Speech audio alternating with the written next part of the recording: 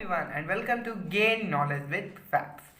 पिछली वीडियो में मैंने कुछ वर्ल्ड मॉन्यूमेंट फैक्ट्स के बारे में आपको बताया था, जिसमें इंडिया के मैंने मॉन्यूमेंट्स को लिया था और वर्ल्ड के थोड़े कम थे, क्योंकि इंडिया इज़ आवर कंट्री। इस वजह से मैंने कुछ इंडिया के मॉन्यूमेंट्स के ज़्यादा लिए थे, वर्ल्ड के मॉन्यूमेंट्स के कम लिए थे।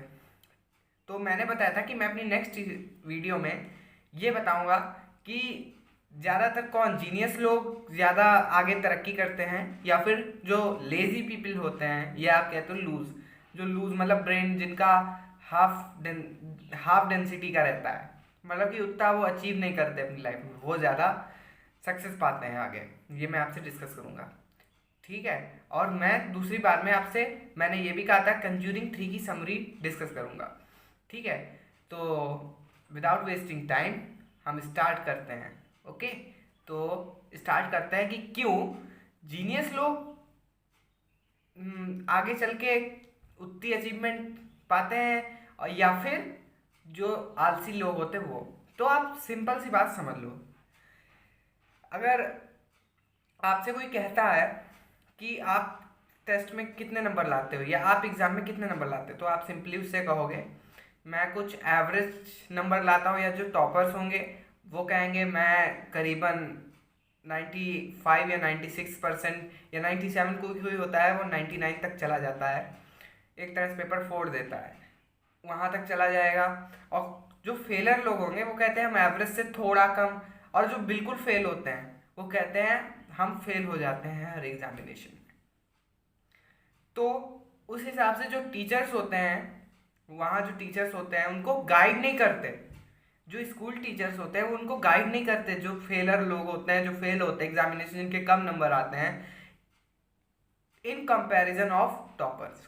टॉपर्स जो होते हैं उन पे ज़्यादा उनका एक तरह से रीज़न रहता है, या ज़्यादा उनकी तरफ वो लोग अट्रैक्ट होते हैं, रीज़न भी उन्हीं की तरफ ज़्यादा रहता है। मतलब कि आप समझ सकते हो, जैसे क्लास का कोई भी टॉपिक है, कोई भी सिम्बोलेटिक टॉपिक, तो वो ज़्यादातर जीनियस लोग यानी कि टॉपर्स जो हैं क्लास के उनसे डिस्कस करते हैं, लेकिन फेलर्स को वो वहीं भूल जाते हैं। ये गलत है। फेलर्स का जो ब्रेन होता है, आप यकीन नहीं करोगे कि वो टॉपर्स के ब्रेन से एक तरह 75% ज़्यादा होता है, थोड़ा बहुत नहीं, 75% ज़्यादा। पहली बात, they are inspired by their own brain, वो अपने ब्रेन से इंस्पायर्ड रहते हैं, वो स्लीप ज़्यादा करते हैं, तो इसका मतलब है कि वो आलसी हैं। लेकिन स्लीप हम लोगों की बॉडी के लिए बहुत एक तरह की बहुत बढ़िया रिसोर्स होती है, क्योंकि अगर हम अच्छे से सोएंगे नहीं, अपने बॉडी को अच्छे से आराम नहीं देंगे, तो हम सारे वर्क या फंक्शंस नहीं कर पाएगी मेरी बॉडी परफॉर्म, या आप सबकी बॉडी कोई भी फंक्शन परफॉर्म नहीं कर पाएगी अगर उसे प्रॉपर रेस्ट नहीं दी जाए तो। और उनका एक बहुत बढ़िया फीचर होता है कि वो एक तरह नए नए चीज़ों को इनोवेट करते रहते हैं। उनका मन होता है कि नई नई चीज़ों को जानना, कोई भी चीज़ हो उसको जानना उनका मन में रहता है। जैसे मैं आपको सिंपल एग्जांपल दे रहा हूँ, ये कैलकुलेटर है, सिंपल कैलकुलेटर। तो आपको सिंपली जो जो लोग इसे खरीदते होंगे वो किस लिए खरीदते होंगे, क्यों? इस पे ज़्यादातर कैलकुलेशंस करने के लिए और कुछ वर्क करने के लिए, मैथमेटिकल। लेकिन जो जीनियसेस होते हैं, जीनियसेस उनकी बात कर रहा हूँ जो फेलर लोग होते हैं। जो जीनियस लोग होते हैं और जो फेलर लोग होते हैं, आप ऐसे समझिए, जो जीनियस होते हैं वो इसको इस काम के लिए यूज़ करते हैं जो मैंने अभी बताया, यानी कि इस पे सिंपली टाइपिंग करके अपनी सोल्यूशन निकालना इनका काम है। लेकिन जो फेलर लोग होते हैं वो इसको जानना चाहते हैं, इसको जानना चाहते हैं कि ये कैसे बना है, इसमें क्या पार्ट्स यूज हुए हैं, ये कैसे फंक्शन करता है और ये क्यों फंक्शन करता है, ये सब उनके जानने की एक तरह की चाहत रहती है। तो this is the good thing. हाँ, ये जापान में जितनी टेक्नोलॉजी है ना, आप सोचते हो कि वहाँ बहुत बड़े बड़े टॉपर्स हैं, मैं ये नहीं कहूँगा कि नहीं रहते, रहते हैं, लेकिन वहाँ जो जितनी वहाँ की पॉपुलेशन है उनमें 75% टॉपर्स हैं और बाकी सब फेलर्स हैं। और कुछ वहाँ पे अगर आप देखोगे तो 15% अनएजुकेटेड है। और अनएजुकेटेड जो हैं, मैं फिर से बता रहा हूँ, जो अनएजुकेटेड हैं, जिन्हें एजुकेशन नहीं मिली है, वो फेलर नहीं है अपनी ज़िंदगी में। वो आज इतनी बड़ी बड़ी टेक्नोलॉजीज़ का इन्वेंट कर रहे हैं। 5G 6G ये तो चाइना की है, और एयरटेल जियो ये सब, आप 5G नेटवर्क टेस्टिंग हो रही है, तो ये सब जापान की ही देन है एक तरह से आप देखो, क्योंकि टेक्नोलॉजी वही बढ़ा रहा है। और कोई ऐसा देश नहीं है जिसकी टेक्नोलॉजी जापान से ऊपर हो। जापान की जो टेक्नोलॉजी है वो अमेरिका तो क्या, रशिया से भी बहुत आगे निकल रहा है। चाइना चाइना उससे मतलब उस लेवल पे नहीं है, लेकिन हाँ चाइना भी टेक्नोलॉजी के मामले में ठीक ठाक है, मैं कहूँगा ठीक ठाक है, क्योंकि जापान सबसे बेहतर है और चाइना उसके बाद में। चलिए ये टॉपिक नहीं है हमारा, हम अपने टॉपिक पे वापस आते हैं। वो नई नई चीज़ों को इन्वेंट करना चाहते हैं, वो खुद इन्वेंट करना चाहते हैं नई नई चीज़ों को। उनका ब्रेन में चलता रहता है कि हम नई से नई चीज़ इन्वेंट करें जिससे हमारे एटीट्यूड में कुछ परिवर्तन आए, हम कह सकें कि हम फेलर नहीं हैं। उनके अंदर ये पॉजिटिव एटीट्यूड रहता है। या और जो केवल टॉपर्स होते हैं वो केवल टेस्ट के लिए अपने ब्रेन को बिल्कुल प्रेशर डालते हैं, केवल टेस्ट है, आज टेस्ट है, लाओ पढ़ना है भैया पढ़ना है। अरे भाई पढ़ लेना, कोई तुम मार्क्स 100/100 99/100 लाके कोई बड़ा तीर नहीं मार लोगे, कुछ भी नहीं होगा उससे। डिपेंड करता है तुम्हारे ओन करियर पे, तुम्हारी सक्सेस पे, कितना सक्सेस है तुम्हारे अंदर, ये डिपेंड करता है। क्योंकि ये जो पेपर पे मार्क्स लिखे होते हैं ये परमानेंट नहीं होते, तुम्हारी ज़िंदगी में कुछ काम नहीं आएंगे। हाँ कुछ भी नहीं काम आएंगे, सच पूछो तो ज़ीरो ज़ीरो ज़ीरो, हाँ कुछ भी नहीं काम आएंगे। मैं ये नहीं कहता हूँ कि पढ़ो मत, नंबर लाओ अच्छे लाओ, लेकिन साथ साथ अपना करियर को इन्वेंट करना स्टार्ट करो। आप देखो कि आपके अंदर कौन कौन सी एक तरह से टैलेंट्स हैं, आप उन टैलेंट्स पे ध्यान दो, उस टैलेंट्स के बेसिस पे आप अपना करियर इन्वेंट करो। ये चाहता है आपका ब्रेन। ह्यूमन बॉडी अपने अंदर ही एक बहुत शक्तिशाली एनिमल है, सारे तभी उसे सारे एनिमल्स में सबसे ऊंची पदवी दी गई है।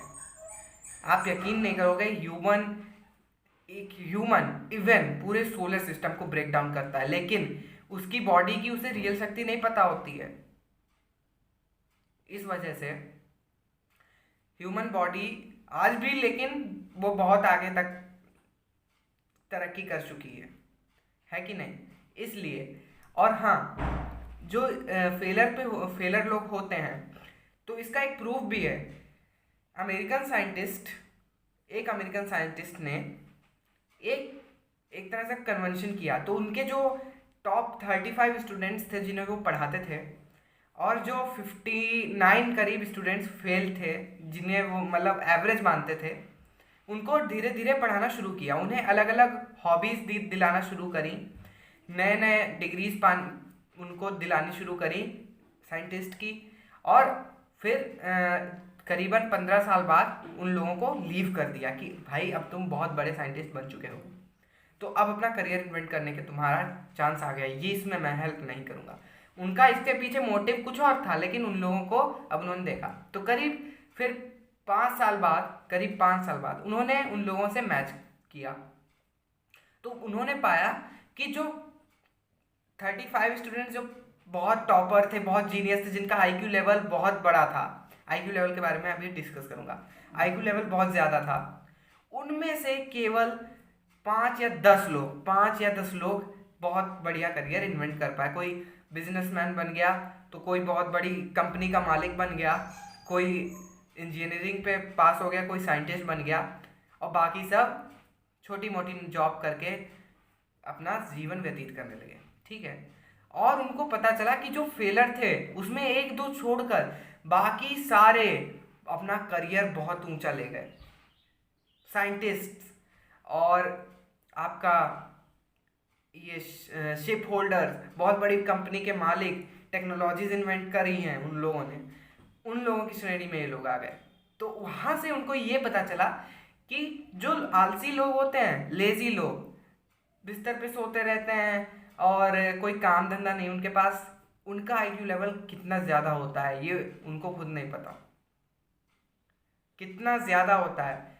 नॉर्मली जो आपका नॉर्मल होता है, जो एवरेज होता है सबके ब्रेन में आईक्यू लेवल, वो 35 से 49% है। हाँ, 35 से 49%। ये और जो एल्बर्ट आइंस्टाइन ये देखिए, फिर से मैं जूम करके आपको दिखा रहा हूँ। एल्बर्ट आइंस्टाइन ये हैं, और जो उनका ब्रेन आईक्यू लेवल था वो करीबन 75 से 76% तक था। तो आज तक उससे ज़्यादा आईक्यू लेवल किसी का नहीं हुआ है, इसीलिए वो सबसे ज़्यादा बुद्धिमान थे। आज भी उनका ब्रेन स्टोर करके रखा गया है।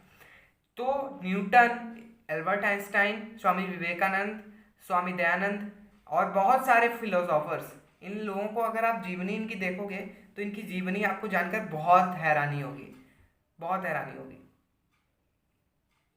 क्योंकि इनके जितने भी इन्होंने एजुकेशन अपने आप ली है, वो एजुकेशन में कभी आप देखोगे तो ये आपको पता चलेगा कि ये कभी भी अपने ज़िंदगी में टॉपर्स नहीं थे। इन्हें इन्हें अपना एक मोटिव बनाना था। ये मार्क्स उनके लिए कोई मायने नहीं रखते थे, और that is good, that is a good thing. Marks बिल्कुल मायने नहीं रखते, आपकी मायने रखती है आपको कितना आता है, आपको कितना इनोवेशन करना है आगे अपनी ज़िंदगी में, आपकी सक्सेस कितनी आगे तक जानी है, ये आप खुद डिसाइड करोगे, और कोई डिसाइड करने नहीं आएगा। ये मार्क्स तो परमानेंट नहीं होते, एक बार पेपर पे लिखते हैं और फिर वो लोग भूल जाते हैं, चलो मार्क्स हो गए। बोर्ड एग्जाम में भाई मेरा टॉपर आया है, उसके 2-3 साल बाद हाँ टॉपर आया था लेकिन आज कुछ नहीं कर रहा है, तो इससे कोई फ़ायदा नहीं है, इससे आपको कोई याद नहीं करेगा। नॉर्मली बोर्ड में बहुत लोग टॉपर आ जाते हैं, तो कोई तीर नहीं मार दिया उन लोगों ने, खाली ये नोट्स बना लेने से, बुक का चैप्टर पढ़ लेने से कोई बहुत बड़ा साइंटिस्ट नहीं बन जाता है। उसे खुद अपने अंदर को देखना पड़ता है कि हमारे अंदर कौन सा टैलेंट है, उसे उभारेंगे। यही फेलर करते हैं, यही आलसी लोग करते हैं। अब मैं खुद ही हूँ, मान लिया एक एग्जांपल दे रहा हूँ, मैं खुद हूँ। अगर मैं आलसी हूँ, ठीक है, तो क्या मैं अच्छा हूँ? लेकिन आलसी होना भी एक तरह अच्छा नहीं है। तो मैं ये नहीं कह रहा हूँ कि आप आलसी हो जाओ, हाँ आलसी होना ना हो, लेकिन अपना जो मैंने अभी एक्शंस बताए जो आलसी लोग करते हैं, उन्हें अपने तरह एक तरह से एक्टिविटीज़ में लाइए, डेली एक्टिविटीज़, डेली रूटीन में लाइए, तो आपको खुद लगेगा कि आपका ब्रेन कितना इम्प्रूव हो रहा है। सबसे ज़्यादा आपको अपने करियर को देखना है, और इससे आगे आपके मार्क्स नहीं मायने रखते। हाँ प्रिपरेशन करो, मार्क्स अच्छे लाओ, मैं कह रहा हूँ मार्क्स अच्छे लाओ, लेकिन साथ साथ अपने करियर को देखो, अपने अंदर के टैलेंट को देखो, उसे उभारो। समझ में आया ना?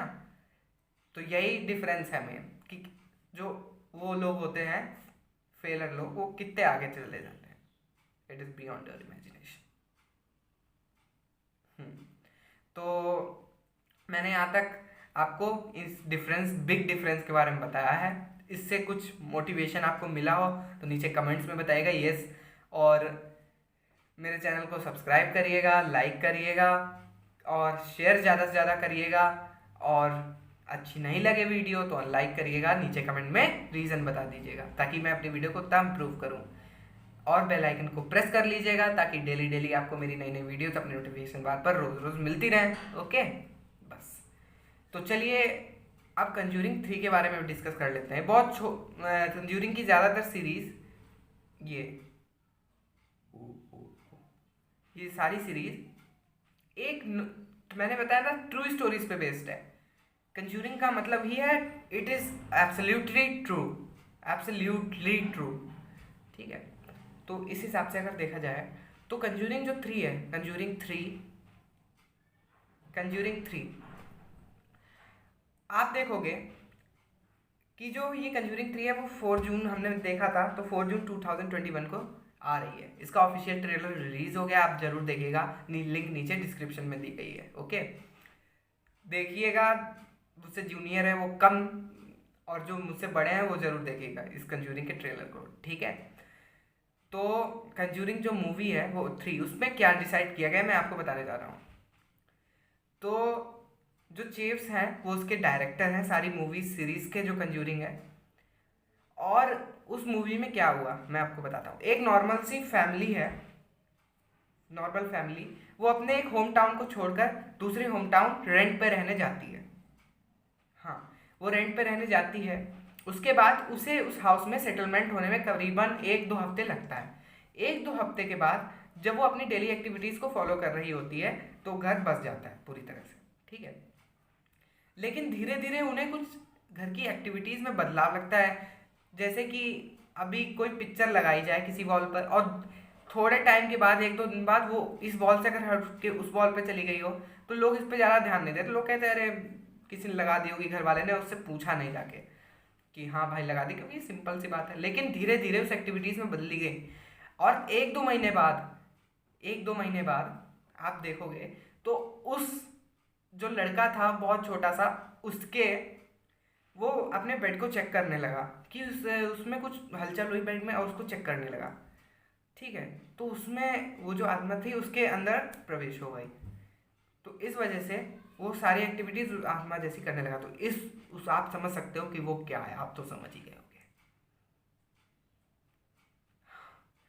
तो उस एविल ने आज आज भी उस तरह का एक मिनिएचर ट्रैक रखा है, और इस सीरीज पे बेस्ड है वो कंज्यूरिंग 3। तो इसके बाद क्या हुआ, तो इसके बाद उन्होंने इसकी एक्टिविटीज़ देखना शुरू किया, वीडियोस वगैरह बनाई गई, 2 इन्वेस्टिगेटर्स आए उनको इस पूरी स्टोरी को इन्वेस्टिगेट करने। और फिर जो उनके घर में उसका फ्रेंड आ गया, उनके पापा का फ्रेंड आ गया, तो उसके शरीर में उसकी आत्मा प्रवेश कर गई। जो उस लड़के के शरीर में थी उसके सर्वेंट के आत्मा प्रवेश कर गई। मैं अभी आपको सस्पेंस बताया दे रहा हूँ, लेकिन मूवी देखने में सस्पेंस बात अलग होती है। और मैं अभी आपको नाम भी नहीं बता रहा हूँ, फिर सस्पेंस का फ़ायदा क्या है कि नहीं। नाम अगर आप चाहो तो नीचे कमेंट में लिखो कि मुझे नाम भी बताइए, तो मैं अपनी अगली वीडियो में उनके सबके नाम बताऊँगा। तो वो जो था उसके शरीर में प्रवेश कर गई, तो उसने अपने घर जाकर, उन लोगों को पता नहीं चला, उनके घर अपने घर जाकर किसी आदमी का कत्ल कर दिया, ओके, उसे मार दिया। तो उस हिसाब से जो वहाँ की डीलर्स थी उनको उसको इन्वेस्टिगेशन से उठा लिया और कोर्ट में लिए गए, कोर्ट में पेश किया जाके। तो कोर्ट ने पूछा कि क्यों भाई किया, ऐसा क्या हुआ। तो उसने बस एक चीज़ कहा है, the devil made me do it, यानी कि केवल भूत ने ही मुझे ऐसा कहने को कहा। तो यही वो रिपीट करता रहता है। तो जब इन्वेस्टिगेटर्स इन्वेस्टिगेट करते हैं सॉरी, और धीरे धीरे धीरे धीरे उन सब जान लेते हैं कि क्या हुआ है। फिर वही चर्च क्लर्जीज को बुला के वो आत्मा कैद हो जाती है। ये होती है पूरी स्टोरी। तो इसका कंज्यूरिंग 3 नहीं नाम है उसका, कंज्यूरिंग मतलब 3 रखा गया क्योंकि कंज्यूरिंग का पार्ट 3 है, लेकिन उसका रियल नाम है the devil made me do it. जैसे बाहुबली द कंक्लूजन थी, वैसे the devil made me do it. Conjuring की लगभग बहुत सारी सीरीज आई हैं, the nun, the of La Llorona, और आपकी the conjuring 3, the curse of Annabelle the doll, the Annabelle comes home, Annabelle creation, बहुत सारे हैं। लेकिन ये लोग एक ट्रू स्टोरी पे बेस्ड करते हैं। पता है हॉरर स्टोरी क्यों बनाई जाती हैं? आपके केवल डर को भगाने के लिए। जो इससे इंटरेस्ट लेते हैं उनके डर को भगाने के लिए। आप पता है ये जो राइड्स होती हैं, आप सर्कस में राइड्स देखते हो, और ज़्यादातर कहीं भी फेयर में राइड्स देखते हो, वो राइड्स क्यों होती हैं? उस पर लोग झूलना क्यों चाहते हैं? उन्हें मज़ा आती है। ये तो पहली बात हो गई, मज़ा तो सबको आती है, लेकिन उसका एक मेन मोटिव होता है कि आपके डर को दूर भगाना ऊंचाई से। क्योंकि अगर आपको ज़िंदगी में कभी ऐसा मौका आ जाए तो आप उसे डरो नहीं, उसका सामना करने की कोशिश करो। क्योंकि डर जाओगे तो फिर वही बात है, कहावत आपने तो सुनी होगी। तो इसलिए ये पूरी स्टोरी सॉरी बेस्ड थी इस पूरी थीम पे। अब इसकी जो थीम है वो भी मैंने आपको बता दी थी, वो तो आपको जानती ही हो। तो अब यहीं पे मेरी वीडियो एंड होगी। तो क्वेश्चन में आप जो पिछले वीडियो में जो क्वेश्चन पूछा था, मैं उसका जवाब अभी नहीं दूंगा, क्योंकि कमेंट्स में एक भी आंसर नहीं आया। जब तक कमेंट में एक भी आंसर नहीं आएगा मैं उस क्वेश्चन का जवाब नहीं दूंगा, भले वो लटका रहे, और तब तक कोई क्वेश्चन भी नहीं पूछूंगा। आपको क्वेश्चन देना, अगर क्वेश्चन का जवाब देना है, भले गलत निकल जाए कोई बात नहीं, आपके अंदर एक वो होनी चाहिए एटीट्यूड कि मैं उस क्वेश्चन का जवाब दे सकता हूँ, है कि नहीं। तो इस क्वेश्चन का जवाब जरूर दीजिएगा। और मेरी वीडियो यहीं पे मुझे एंड करने का टाइम आ गया है, बहुत टाइम हो गया है, ठीक है। तो यही मेरी वीडियो एंड करती है। अगर मेरी वीडियो अच्छी लगी हो, मेरे चैनल पर नए हो तो उसे सब्सक्राइब करो, वीडियो को लाइक कर दो, ज़्यादा से ज़्यादा शेयर करो, बेल आइकन को प्रेस कर दो, ताकि मेरी डेली वीडियोस आपको अपनी नोटिफिकेशन बार पर मिलती रहे, ओके। और अगर अच्छी नहीं लगे लाइक करो, और नीचे कमेंट में रीज़न बताओ। आपको बताओ कौन सा कंज्यूरिंग 3 वाली थीम अच्छी लगी है या फिर वाली तो एक मेन है, आप सबको देखनी चाहिए, क्योंकि उससे आपका एटीट्यूड बढ़ता है। ठीक है, लेकिन उतना अच्छा नहीं, ओवर एटीट्यूड नहीं होनी, ओवर एटीट्यूडनेस बहुत ज़्यादा हो जाती है। ओवर कॉन्फिडेंस भी ज़्यादा बहुत बेकार है, और ओवर एटीट्यूड भी नहीं, क्योंकि एटीट्यूड ज़्यादा हो जाता है तो फिर आप तो जानते हो। एक कॉन्फिडेंस भी होना चाहिए, थोड़ा एटीट्यूड भी होना चाहिए, कोई चीज़ करने का, कोई चीज़ पाने का। ठीक है, तो मेरी वीडियो यहीं एंड करने का टाइम आ गया है। आप लोग घर पर रहिए, पैंडमिक सिचुएशन आप तो जानते हैं, और ज़्यादा से ज़्यादा जो बाहर जाना हो, बहुत ज़रूरी काम हो, तब भी ज़्यादा से ज़्यादा की ना कोशिश करें, लेकिन तब भी ज़रूरी काम हो तो जाइए, मास्क पहन के जाइए। सारी सिम्टम्स को, अगर आपको सिम्टम्स लगती हो अपने अंदर कोरोना की, तो उसकी दवाई लीजिए, घर पर रहिए, लेकिन घर पर रहिए, दवाई लीजिए उसकी, और जिससे काढ़ा आढ़ा बना के पी लीजिए, वो ज़्यादा सही है। ठीक है, हाँ, तो be safe, be at your home. Bye bye everyone, bye.